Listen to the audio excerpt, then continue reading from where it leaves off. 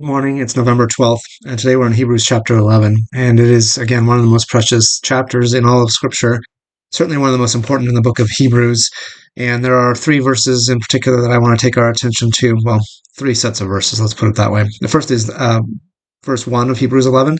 Now, faith is confidence in what we hope for and assurance about what we do not see. This is probably the classical definition of what faith is, especially not just not the content of faith. So there are things that we believe that are the faith, but this is faith. In other words, it's a thing that you hope for, you put confidence in, and assurance about what you do not see. So it's not just a hope. It's not just a maybe. It is a confidence in what you do not see, and yet has been promised by God. So that's a helpful way to understand that. Then verse 6 says this. And without faith, it is impossible to please God, because anyone who comes to him must believe that he exists and that he rewards those who earnestly seek him. Two things that we need to believe. First of all, that God exists, and second of all, that he rewards those who seek him. So he is not just an impersonal force out there, not just an abstract, but he is actually actively involved with his creation, and so he rewards those who seek him. There is a reciprocal relationship that happens there.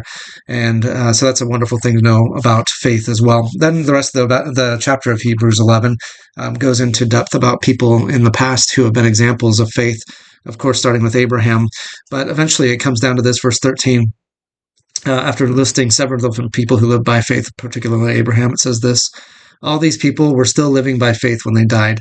They did not receive the things promised. They only saw them and welcomed them from a distance, admitting that they were foreigners and strangers on earth.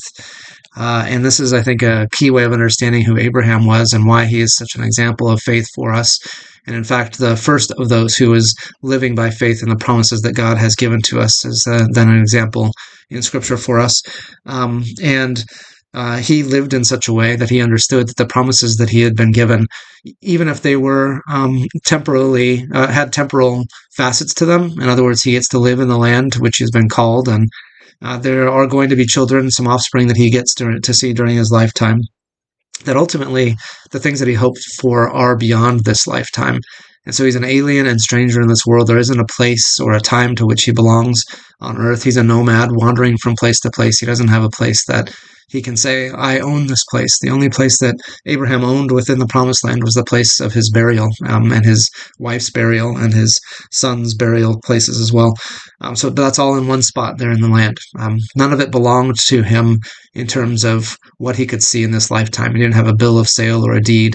What he did have was a promise that God was going to bless him and all the families on the earth through him. And that's an eternal promise. It's something that is not based on only earthly realities, but transcends those things too.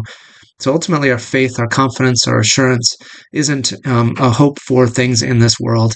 It is a hope for a better world that comes after this. And those are the things that are hoped for but not seen. Those are the things that we put our ultimate stock in this life.